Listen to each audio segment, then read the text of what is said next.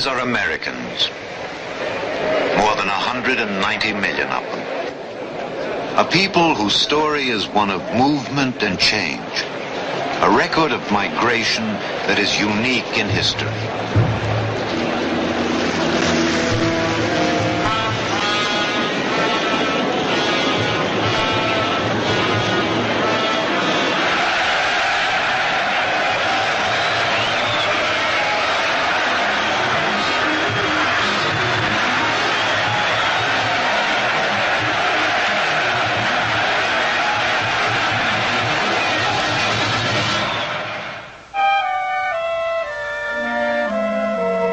Men and women of many races and creeds, Protestants, Catholics, and Jews. Immigrants were entering the country at the rate of 1 million a year.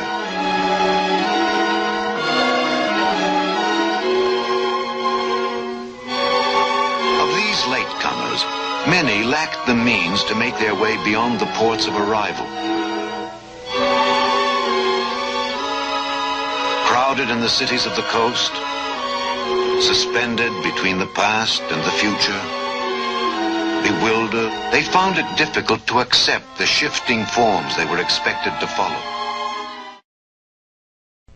Jews and Catholics both arrived on the scene at around the same time, largely as a result of the huge amount of migration that took place over the last part of the 19th century and the first part of the 20th century. They both arrived at the time when the Protestant ruling class had simply lost its nerve. It had lost its ability to determine culture. You can see something like an artifact like The Great Gatsby as an example of this. Tom Buchanan is talking about, you know, those people are taken over. You got to read Stoddard's book about race and this type of stuff. And you have the Gatsby, the Jew, and the narrator, or Fitzgerald himself as the Catholic, both looking to the WASP as the kind of paradigm to emulate at a time when the WASP itself is not really sure of this anymore. A lot of what I'm saying here is taken from a book recently published, Andrew R. Heinze, Jews and the American Soul, Human Nature in the 20th Century, Princeton University Press, 2004. Heinze says in his book that psychology provided a perfect focal point for a culture clash between Jews and Catholics as they moved from the periphery toward the center of a society traditionally dominated by Protestants. For many Jews, psychology and Freud represented a path toward a more sophisticated, cosmopolitan America. For many Catholics, Freud signified a heretical departure from fundamental religious values. Now, in his book, the culmination of this conflict comes with Archbishop Sheen and Clare Boothe Luce after World War II. Archbishop Sheen was a huge presence in 1950s America. He had a show, a television show, where he went toe-to-toe with Milton Berle and beat him in the ratings all the time. He was having a huge effect on the culture. Large numbers of Americans were converting to Catholicism at this point. It was a huge cultural battle, and by the 50s, the mid-50s, it focused on Sigmund Freud. Sheen gave a sermon at St. Patrick's at which he talked about Freud and the confessional, and basically talked about psychoanalysis as a secularized version of the confessional. It caused a huge stir. There was an article in the American Scholar which accused both Fulton Sheen and Clare Boothe Luce of being anti-Semites because they don't like Sigmund Freud.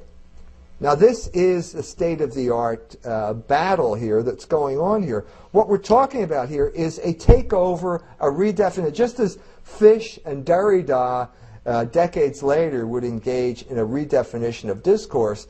The Jews at this point were engaging largely through the use of Sigmund Freud in a redefinition of the soul.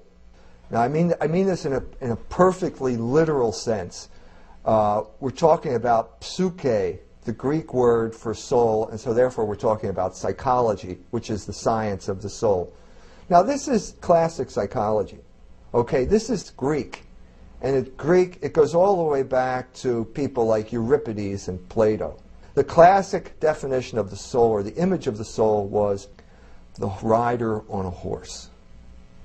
The rider was reason, the horse was passion, and in many ways the bridle was the will. And so you had the tripartite soul: reason, will, passion. Logos, ethos, pathos. And that was the right rule. Reason ruled passion the way the rider rode a horse. What happened over the course of the 20th century is that was inverted. In other words, we had a revolution in psychology that paralleled the later revolution in hermeneutical thought.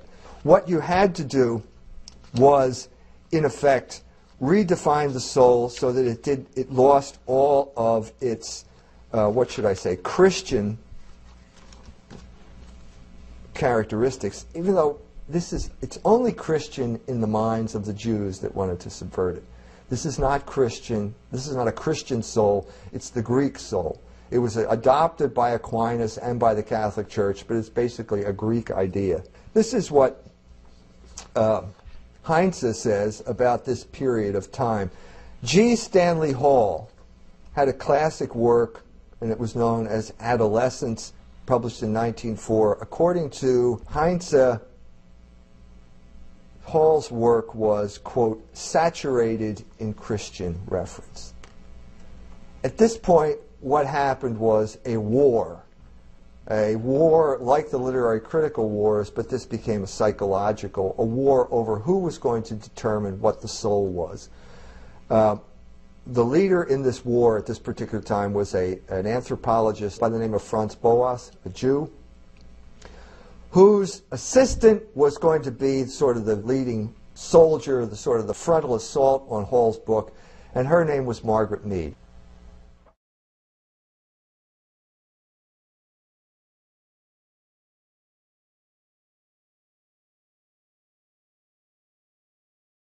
Franz Boas was an intellectual of Jewish extraction. He came from Germany.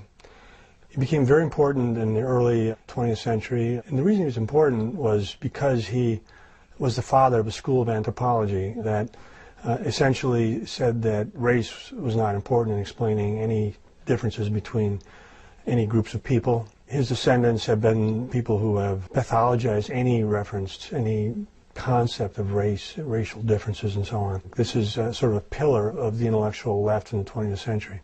And he's important because he founded this school. They became the heads of the departments of very important universities, so that by the mid-1920s, his students basically dominated the American Anthropological Association. They had a very clear ethnic political agenda, at least for the Jews among them. In other words, Franz Boas was not just a sort of intellectual pursuing truth or something like that. He well recognized that he had a very strong Jewish identity. That one of his main goals in life, one of his main purposes was to promote this intellectual perspective, which he thought would be important for combating anti-Semitism. He had the sort of rise of racial anti-Semitism culminating in the National Socialist movement in Germany. He viewed his ideology as combating that.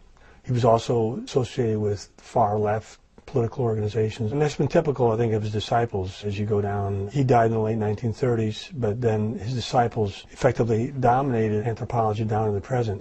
It's classically portrayed as the nature versus nurture battle. In other words, the issue was environment or race at this point, and Boas and these people had decided that the important thing was environment, and they had to defeat the racist. One of his big ideas was that you couldn't make generalizations about culture. You couldn't develop a theory, a universal theory of culture, because each culture was, incredibly unique, sort of beyond the pale of scientific generalizations. And prior to him, there was a sort of robust evolutionary theory of culture where you had these various grades of culture, beginning with hunter-gatherers, chiefdoms, nation-state societies, and so on. And the problem he had with that was that the people who were doing this viewed European culture as a pinnacle.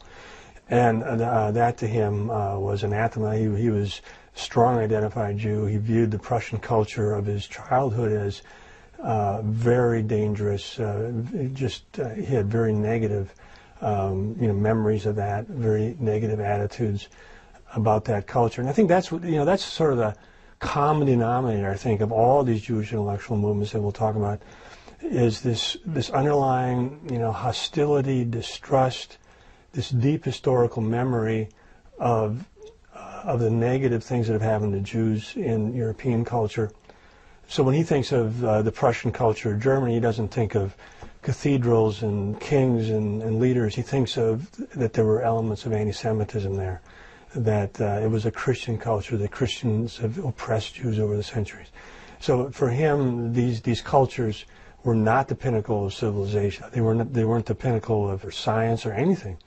And so as an attempt to deconstruct culture, this is the origin of the sort of cultural relativist movement, that all cultures are sort of equal. There's no way to grade them in terms of even of their technical accomplishments or anything. He had famous disciples, Margaret Mead.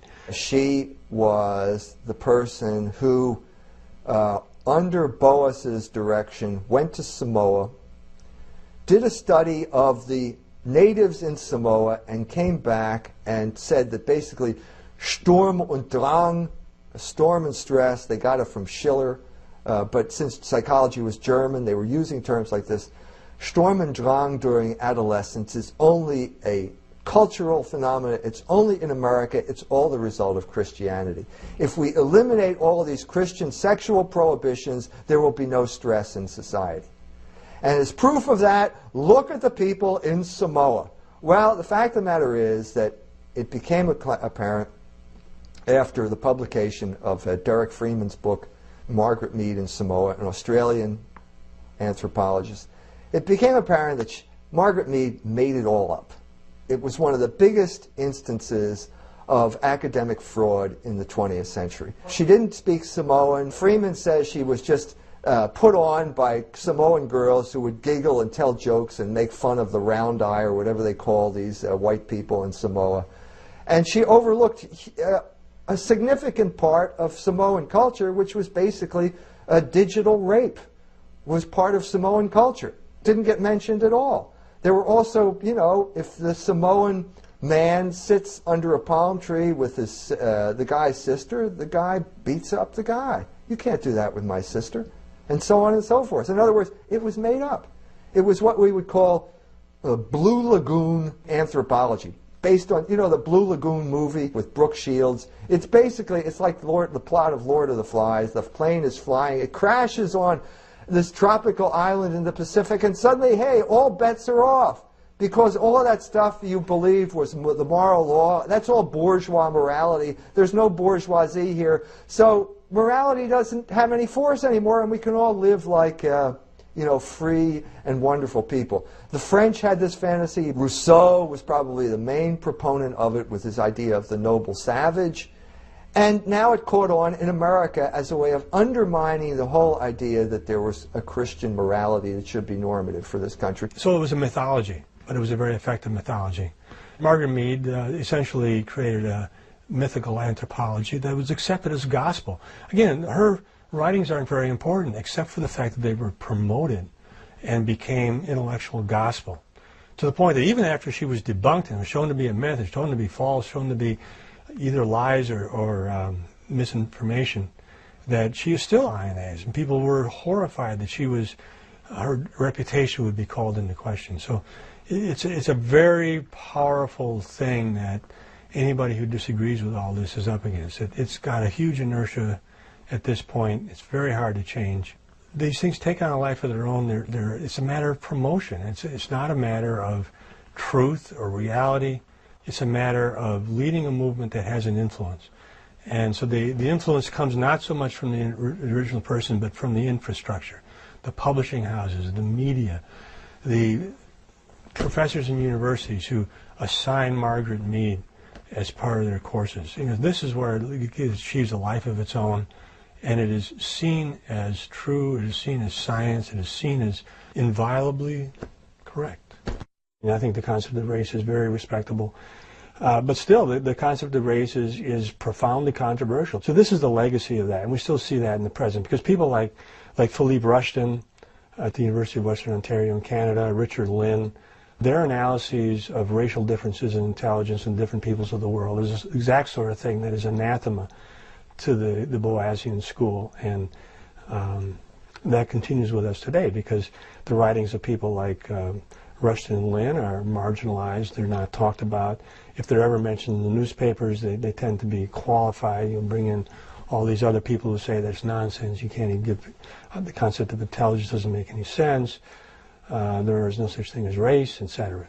So it remains problematic to this day. The transformation of the universities in the United States in the direction of political correctness, a lot of that has to be laid at the foot of Franz Boas.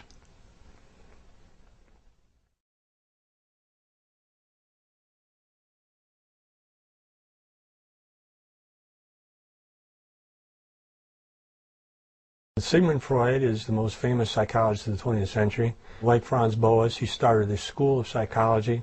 Like Franz Boas, he viewed anti-Semitism as an enormous problem. He himself was subjected to anti-Semitism when he was young, as was Franz Boas. And this stayed with him. This was an important part of their psyche, and you can see this in their writings, that they viewed the eradication of anti-Semitism as a very important criterion for a good theory, basically.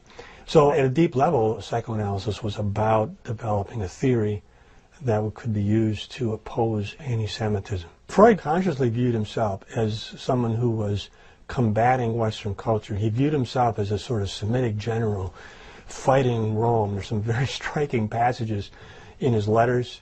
He identified with Hannibal, who was a Semitic general fighting against Rome. In Jewish thought, Rome is often viewed as the quintessential West. And when they think of Rome, they think of Rome destroying the Second Temple, that Rome fundamentally as this sort of evil Western power. And Freud viewed himself as psychoanalysis was a mechanism of cultural warfare, as it were. Psychoanalysis was sort of flagrantly unscientific. I mean, they didn't even make the pretense of doing a good study of anything.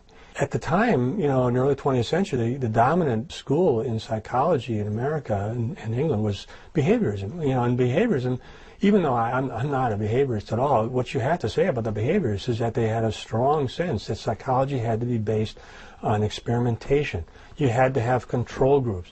You had to have well-validated observations and instruments. This was completely foreign to psychoanalysis. So, psychoanalysis, even though it made a huge impact on the culture, even though it dominated departments of psychiatry, it did not dominate departments of psychology to anywhere near that extent. And that's because departments of psychology in America and England had this strong empirical sense. And so they criticized psychoanalysis. They went, where's your data? Show me some studies. Even some of Freud's followers, very early on, became disillusioned with it. They didn't see the data. They started to realize that psychoanalysis was basically a set of propositions that were being promulgated by leaders. And if you were a follower, you would simply accept these. If you did not accept them, you were simply written out of the movement. So it was not conducted as a normal science. And that produced skepticism among behaviorists and other American psychologists. So that it never got that extent of domination in psychology. Where it really was important and really dominated was in the area of psychiatry. Psychiatry became dominated by the Freudians, but that has disappeared because of the rise of biological psychiatry. I mean, nowadays, when psychiatrists think of depression, they're much more likely to think about what drugs you can use, what parts of the brain are involved in depression. Of course, we didn't have that back in the early 20th century. And so psychoanalysts could say anything they wanted about depression or neurosis. They could make up stories about repressing sex or whatever story they wanted. And that was pretty much accepted. And then you'd bring patients who had neuroses in and you'd talk to them, and hopefully they got better. Maybe they didn't. Mostly they didn't. A kind of quack from Berlin invited Freud to come to Berlin and visit with him. And Freud wrote back and said, I'd like to come, but I'm afraid my patients will get well in my absence. This gives you some indication of the predatory attitude that Freud had toward his patients. He had a cartoon that he used to keep in his office, a lion, and under the lion it says, Schon 12 Uhr Mittag und keiner Neger. It's already noon and no Negroes. In other words, I'm hungry, I need a Negro to come in here, I need to eat the Negro. Well, what's the Negro? Well, that's the patient. And so the best example would be Horace Frink, this doctor from America. He wants to be a psychoanalyst, so he shows up with Freud, and during the course of his psychoanalysis with Freud, he says, I have this sexual attraction toward my patients. Isn't this bad? I mean, isn't it bad if you screw one of your patients? Isn't that unethical? Not to say even beyond the fact that you're married to someone else. Well, what does Freud say? Well, no, he didn't think it was a bad idea. As a matter of fact, he urged Frink to dump his wife and marry this woman because she had a lot of money, and then give a significant contribution to the Psychoanalytic Society. I mean, this is outrageous. This is an outrageous conflict of interest, an outrageous abuse of the whole idea of medicine, and certainly an abuse of what psychiatry is. And Freud himself was involved in it.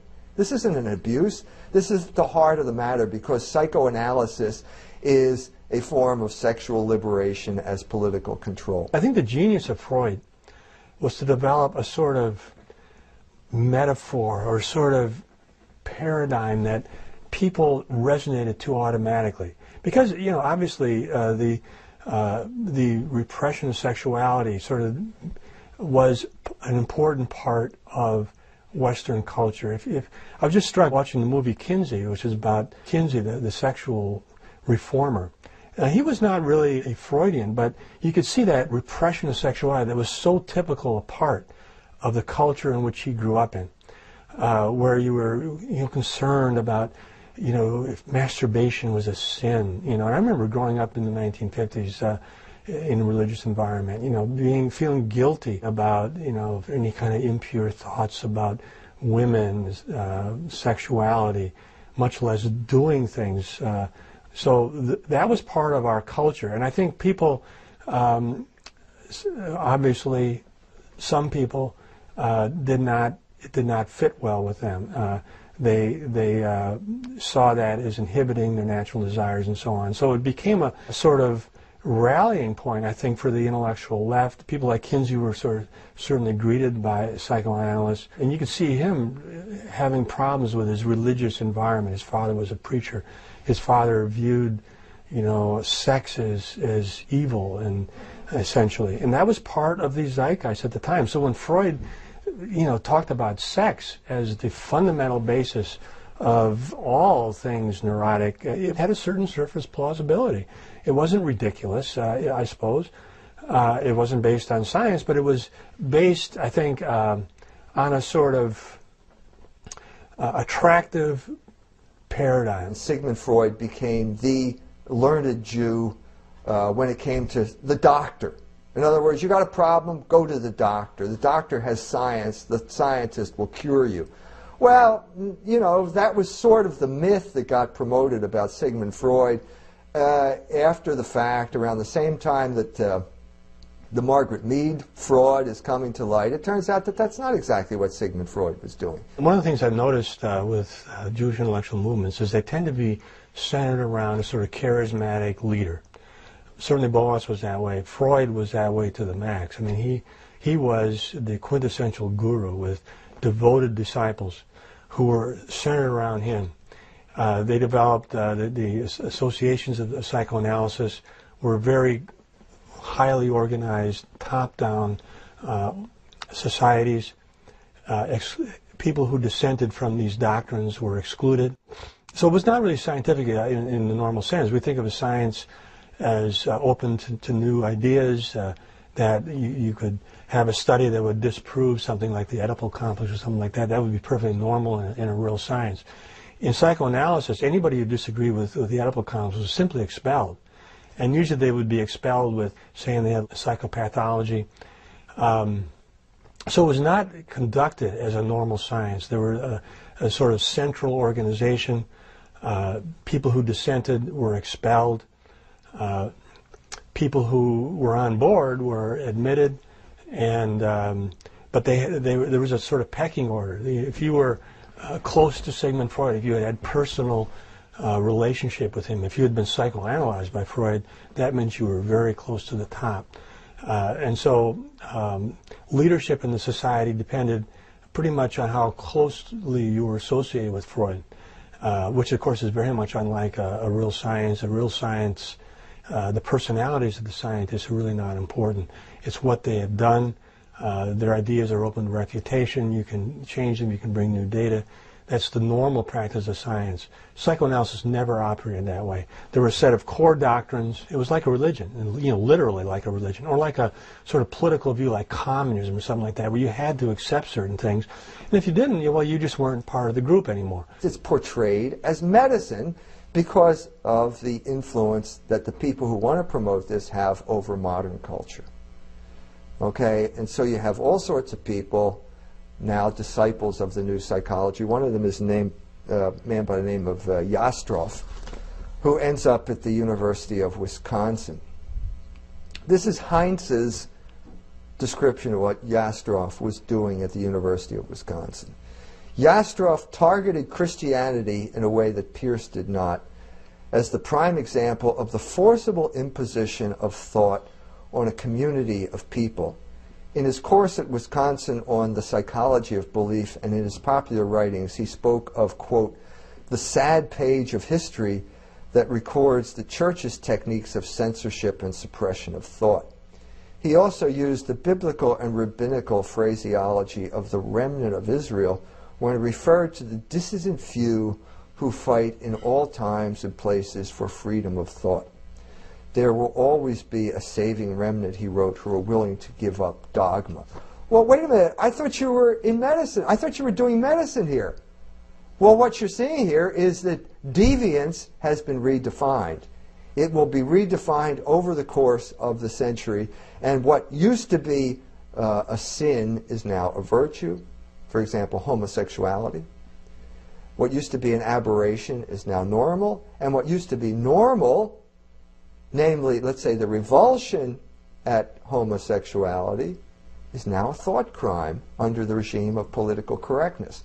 So a student at Temple University, my alma mater, who objects to the production of Corpus Christi by the university, was dragged out and taken to the psychiatric clinic at Temple University Hospital for objecting to a blasphemous homosexual propaganda play.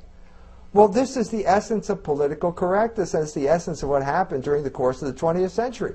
Deviance was redefined as its opposite. Deviance is binary. Deviance is prohibition. There is never going to be a world without deviance. What you have here is the Umwertung aller Werte, the transvaluation of values where what was good is now bad and what was good is now wicked. This happened in the realm of psychology, largely through the efforts of people like Freud. So you see this as a way of cultural subversion. Freud became the vehicle for cultural subversion and was interested in those particular terms.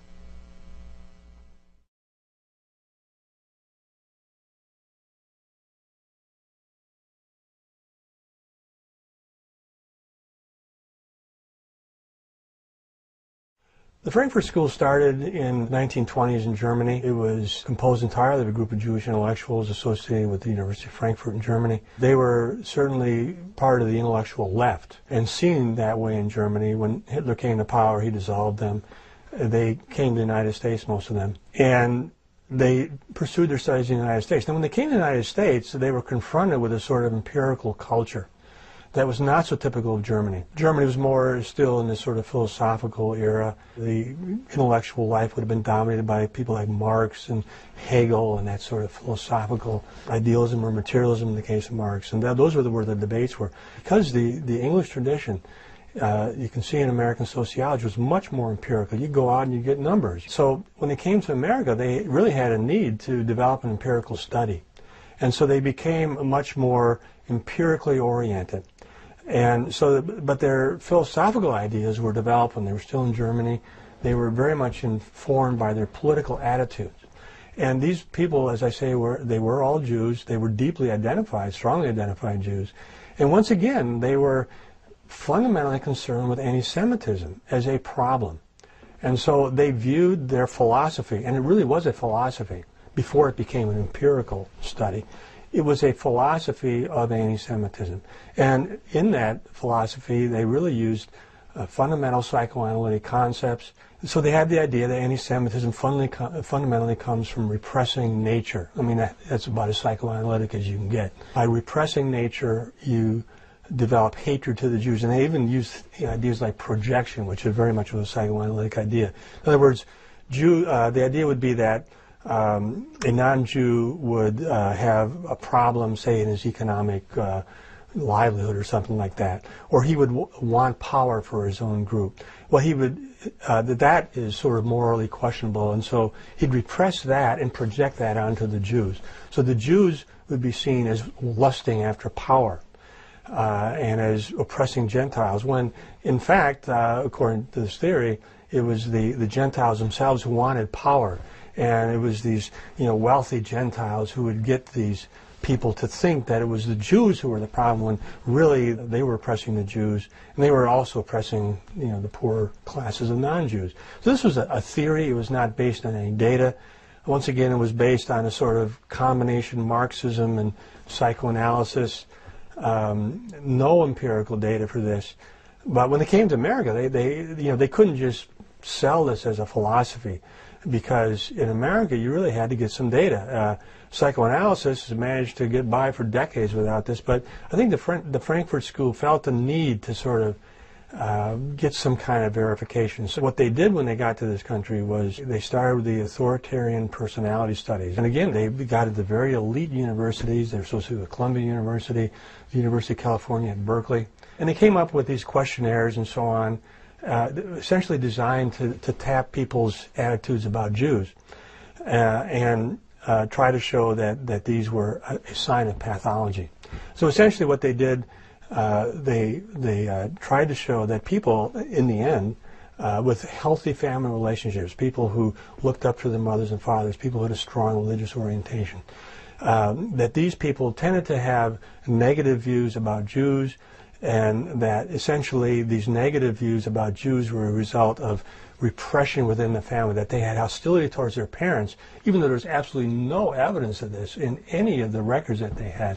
They interpreted positive feelings for parents as sort of sublimations of hostility, because in the records, the people who had strong family relationships, had sort of strong attitudes about their in-group or their family, their nation, their race, these people tended to think, to have more negative views about Jews, because after all, Jews were an out-group.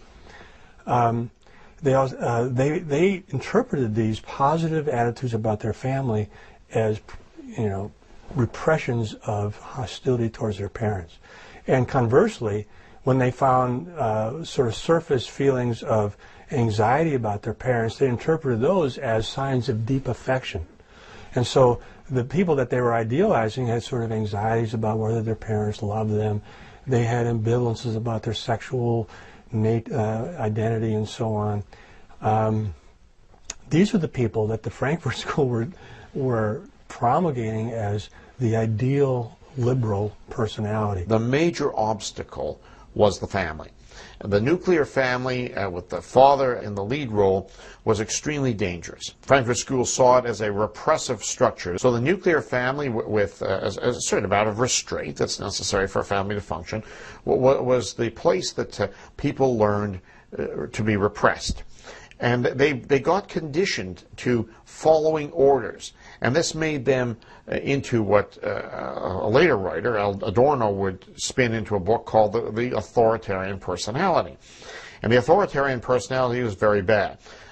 It conditioned us for a society where we would follow orders, hence, patriotism. So when the Kaiser called, Germans rallied to the cause. When the President of the United States called, or the Prime Minister of Britain, or the President of France, people, because of the nuclear family, were conditioned to respond to the father figure. Anyway, that all is really pretty simplistic, but that's what they said. So it became very, very important to undermine the family. When I was a student at Johns Hopkins, I can recall in sociology and political science class, they did nothing but talk about this book published in 1950, The Authoritarian Personality. But they talked about it, they analyzed it, they criticized it, they talked about the methodologies and this and that. We actually it was a subject on my exams. But the weird thing was, they never assigned the book for us to read. And of course, it's only much later, you see, when I was browsing a used bookstore that I discovered the reason why they never assigned the book. Lo and behold, right here on the introductory page, The Authoritarian Personality, copyright 1950 by the American Jewish Committee. This is ethnic politics. This isn't science. This is unbelievable. And so many of the problems now facing white Gentiles, which they may or may not feel yet, arise out of this study and the prejudices, the bigoted positions that are set forth very candidly right in the introduction to the study. Let me read you a short passage which will illustrate the point.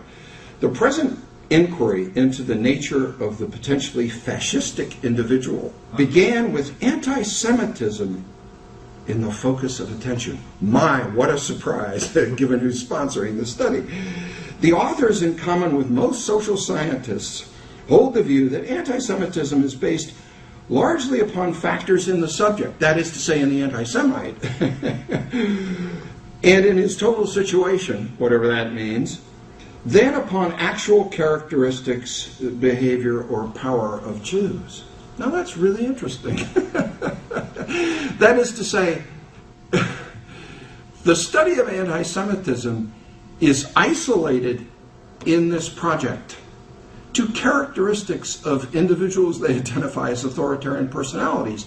It never examines the relationship between that individual's interests and the practical and enormous exercise of Jewish power, you see, within the political system.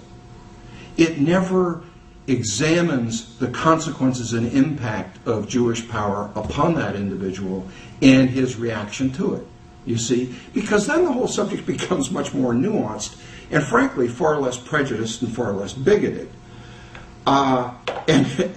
And here's another classic statement in the introduction to the authoritarian personality, where they are discussing the methodology of all the studies in this thick tome. And they say here, groups in which there was a preponderance of minority group members were avoided in the study. And when minority group members happened to belong to an organization which which cooperated in the study, their questionnaires were excluded from the calculations. What they're saying there is that, you see, prejudice and racism are uniquely white characteristics. This isn't science at all. It's simply ethnic warfare, and it is such blatant and obvious ethnic warfare, this book, and everything it spawned. The authoritarian personality did become very influential, and it certainly does have some data in it. It's not, you know, they were successful, you know, in impressing, I think, a lot of people. But even early on, when it first came out, there were critics who looked at it and said, look, there's some weird stuff going on here. The reality was that they used psychoanalysis as a way of basically getting anything they wanted out of this stuff. So there was some deception going on. I tried to, you know, I took special pains to show how counterintuitive these interpretations are, how lacking in scientific rigor. They have embarked upon the promotion of a policy that is to deconstruct, or that is to tear down the major foundations of Western society, the loyalty to the nuclear family, loyalty to religion, to God, and loyalty to country. And in pursuit of doing that, they play fast and loose with the facts. For them, it's the thought or the ideology that counts, not the empiric justification for conclusions. The Frankfurt School, at its base, developed the ideology that you had to sort of reject your family. By rejecting your family, you would then be more likely to accept, or you would be less likely to be anti-Jewish. And so, you know, it's a remarkable thing because they never supposed that Jewish children should reject their parents. If they're going to promulgate Judaism to the next generation, you have to have children who identify with their parents. But in the authoritarian personality, identifying with your parents, who were Christian especially, was the epitome of pathology. This had to be eradicated. What you see with the authoritarian personality is holding out individualism, radical individualism, as a cultural ideal. Now, of course, individualism has long roots in European society. But what you're talking about with radical individualism is giving up all your allegiances. You just become the isolated individual. This is not a prescription that Jews have ever adopted. I mean, if there's anything that is characteristic of Judaism, it's a strong sense of identification with a group. So essentially this is a prescription for the behavior of Gentiles that would essentially make them less likely to have allegiances with other groups. Because from the standpoint of Jews, what is the most terrifying thing is a group of non-Jews united by an ideology where they have a strong sense of group membership and which Jews are viewed negatively. I mean, the paradigm of that would be, of course, National Socialism in Germany from 1933 to 1945. Fundamentally, what Nazism was about was having a strong sense of being a member of a nation, having a strong sense that you're part of an in-group, and these other people are not, you're not on their page, Jews especially. And so one way to get rid of that, basically, is to advocate individualism for everybody. Get rid of your allegiances. Don't have any allegiance to religion, country, race, even family. And again, one of the points I keep making there is that this is completely hypocritical, because to be a strong identified Jew means that you are highly connected to a group, that you have a strong sense of group membership, that you think of out-groups as potentially threatening, as enemies, and so on. In other words, the psychological processes of group membership tend to make us view negatively the people in other groups, and that applies to Jews as well as anybody else. So strongly identified Jews tend to have strongly positive views of their in-group, strongly negative views of the outsiders. And, that's part of the culture of critique. These Jewish intellectuals have very negative views about the culture and peoples of the outside them. One of the questions about the spread of the Frankfurt School of ideology in the United States, and especially in universities, is how they jumped so quickly from being a handful of people in key universities to dominating the university system. It was their presence throughout the system. While Boasian anthropology was spread by a careful process of the development of cadres and placing them in key positions over the course of a generation, the Frankfurt School very quickly came to ascendancy all across American higher education. And this has always remained kind of a mystery, but I think part of the mystery is explained by the role of the New School for Social Research and its agenda, which was to credential Jewish refugees from Europe before, during, and after World War II. These people were credentialed in a very pro forma manner. Very few of them did anything like what we would consider coursework. They were simply given advanced degrees. They turned out torrents of PhDs, and moreover, this was part of a broader stream of European Jews, many with phony credentials, coming into the United States at the very moment of the largest expansion of the American university system in its history, which was during the GI Bill after World War II. Suddenly there was a need for thousands of new professors. And these could not be conservatives because they were still politically risky after World War II. But Jews were considered to be morally pure because of their terrible suffering, and their credentials were never looked at too closely.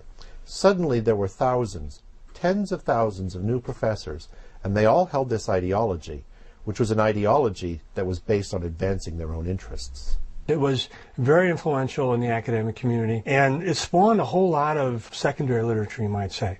Again, the authoritarian personality was funded by the American Jewish Committee, and there was a whole spate of books funded by the American Jewish Committee or the Anti-Defamation League. The whole point of these books was pretty much the same as the authoritarian personality. The idea is that majorities must tolerate minorities. They should not be concerned about their own eclipse. That if you are any kind of psychological anxiety that a majority might feel, that they are going to become a minority, and what that might mean for a majority is viewed as, just a psychopathology. It's a medical health problem. We have to try to get rid of it. White Americans basically should accept this, and if they don't, then there's something wrong with you. One place Boasian ideology and the Frankfurt School come together is in their agreement that majorities can have no rights. This arises from the notion that there are no true majorities. So, for example, while Jews may form a cohesive, solid, and long-lasting minority group, the ideas of cultural relativism and of the Frankfurt School act to disintegrate majorities.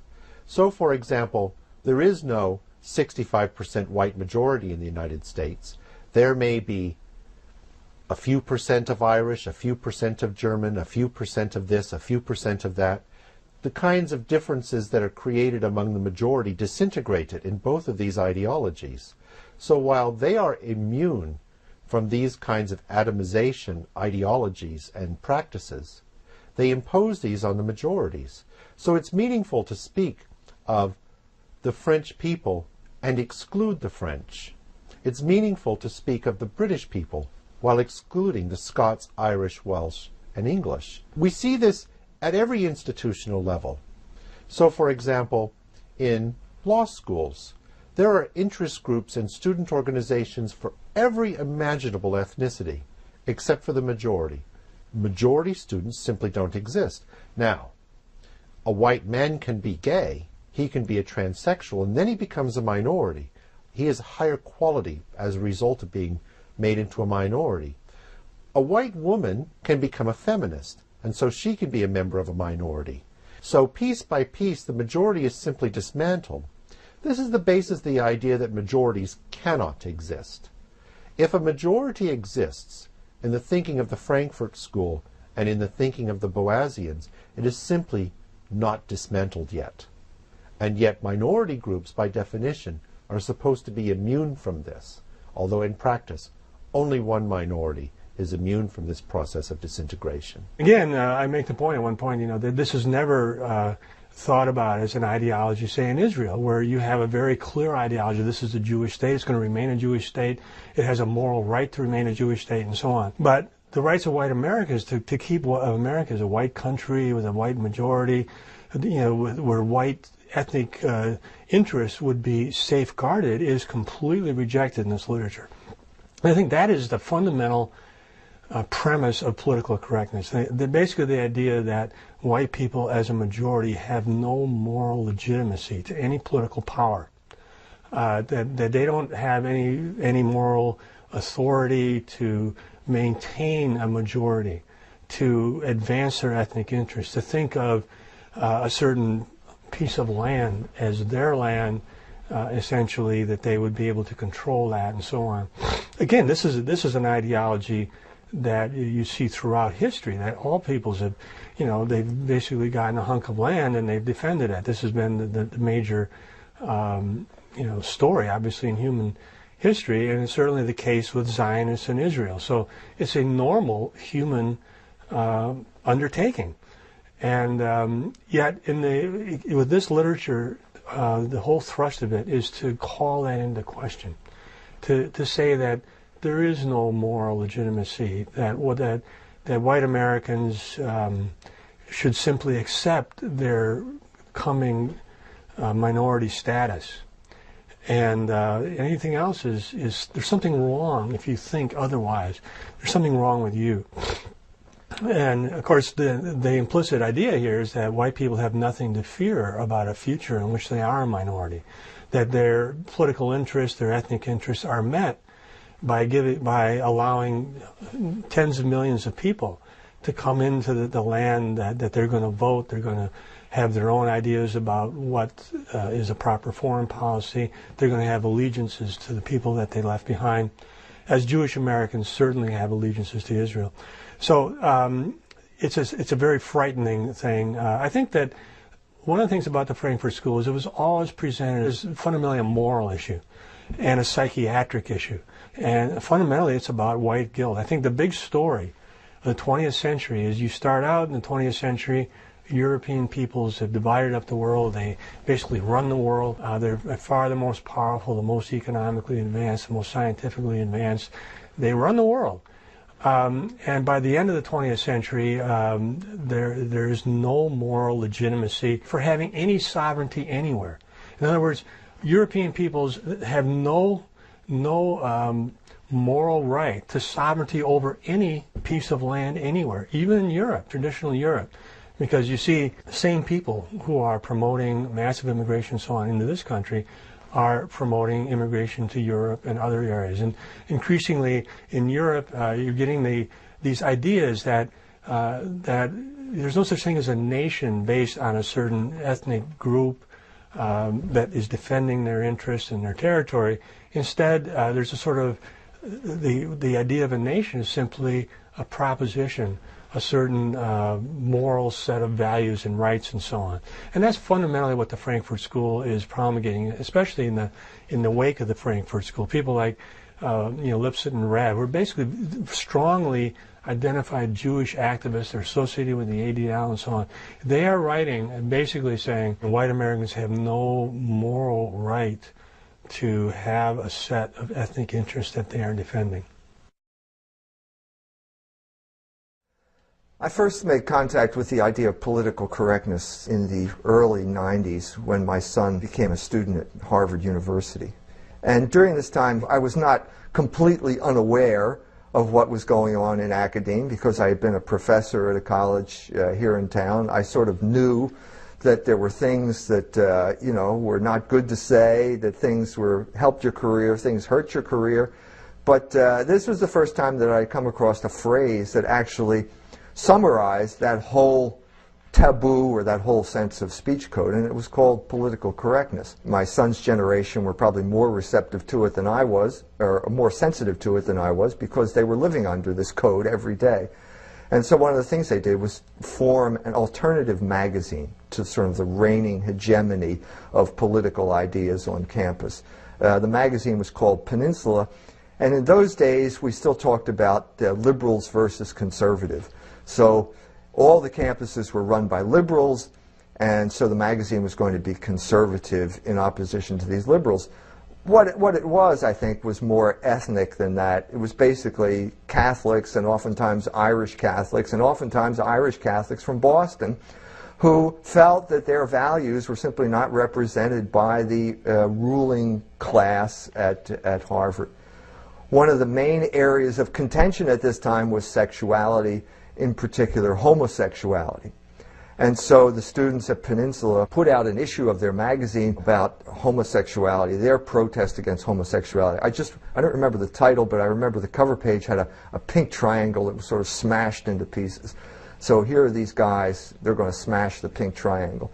Well, there was a huge, absolute huge reaction to what they did.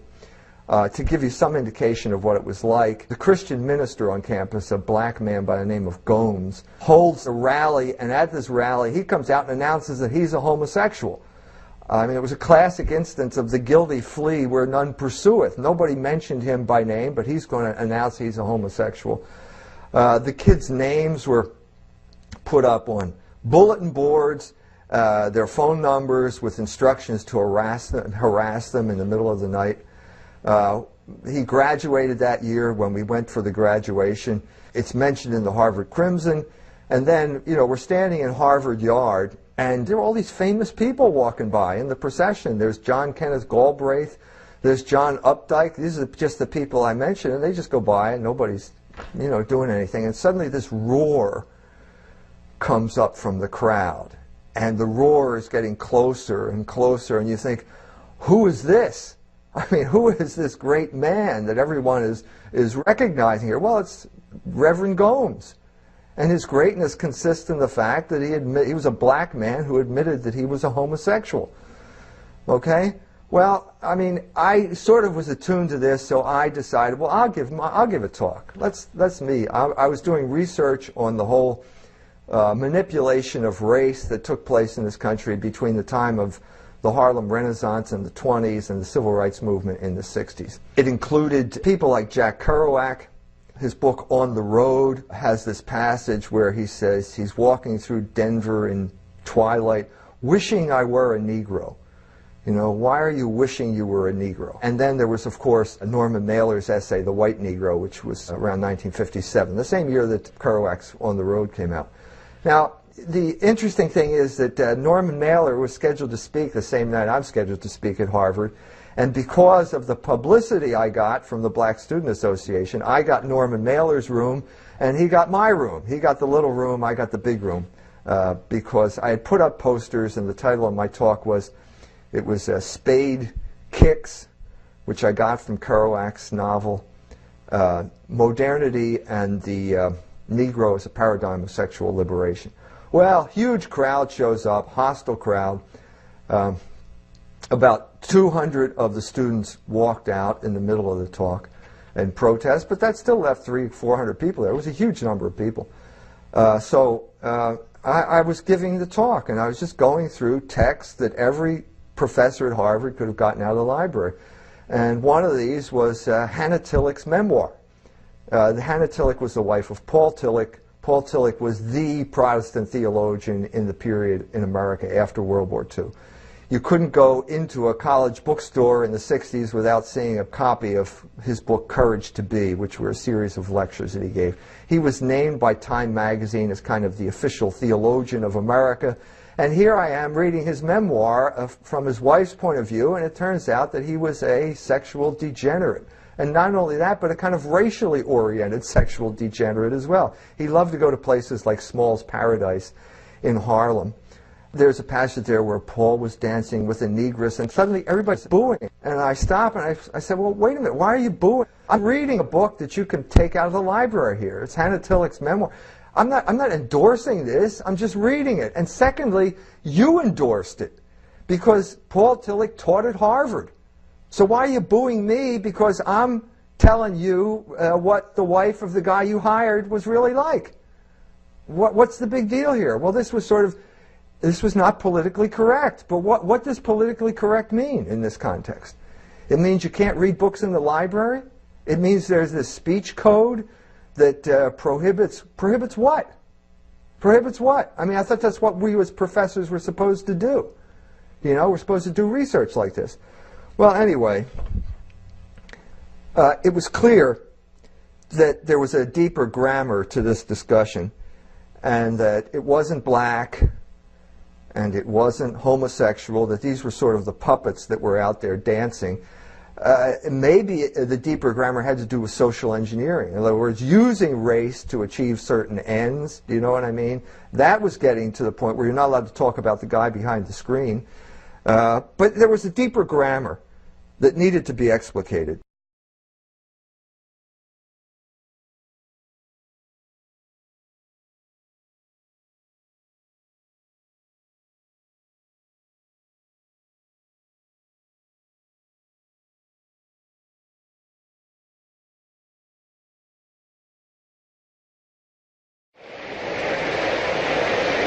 These are Americans, more than 190 million of them. A people whose story is one of movement and change, a record of migration that is unique in history.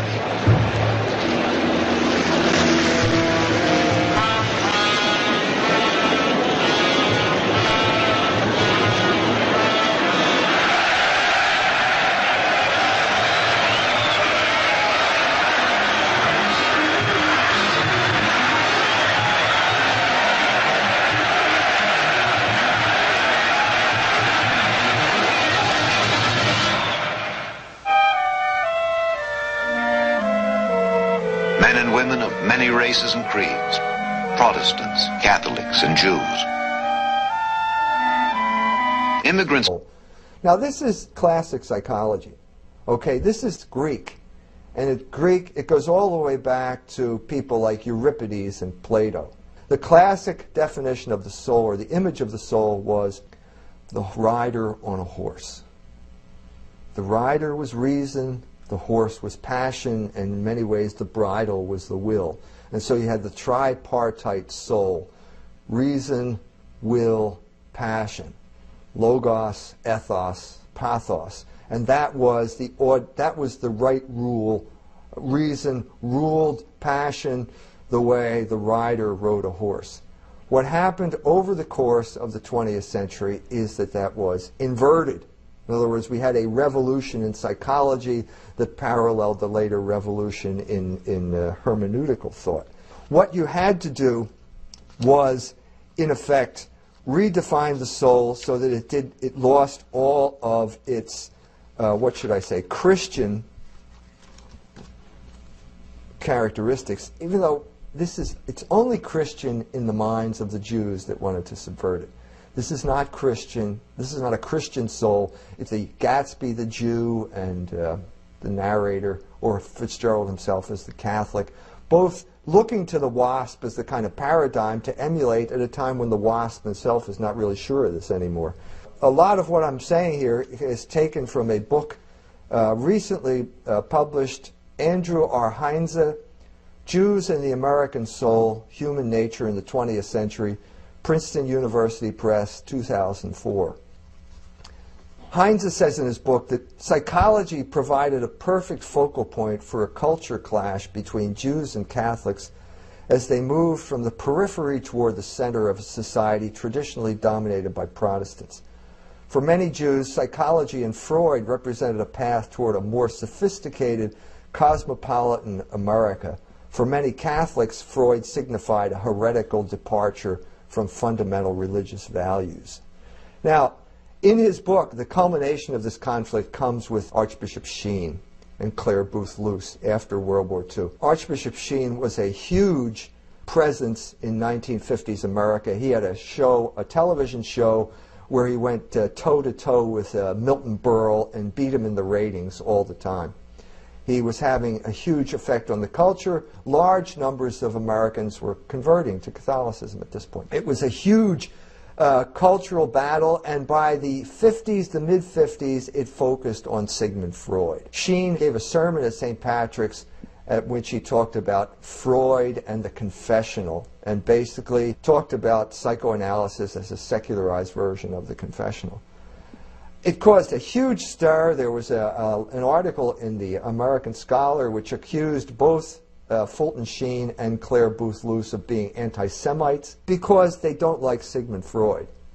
Now this is a state-of-the-art battle here that's going on here. What we're talking about here is a takeover, a redefinition, just as Fish and Derrida decades later would engage in a redefinition of discourse. The Jews at this point were engaging largely through the use of Sigmund Freud in a redefinition of the soul. Now I mean this in a perfectly literal sense. We're talking about psyche, the Greek word for soul, and so therefore we're talking about psychology, which is the science of the soul. We're entering the country at the rate of 1 million a year.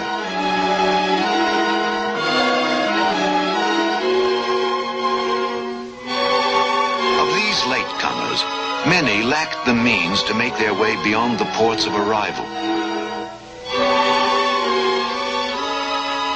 Crowded in the cities of the coast, suspended between the past and the future, bewildered, they found it difficult to accept the shifting forms they were expected to follow.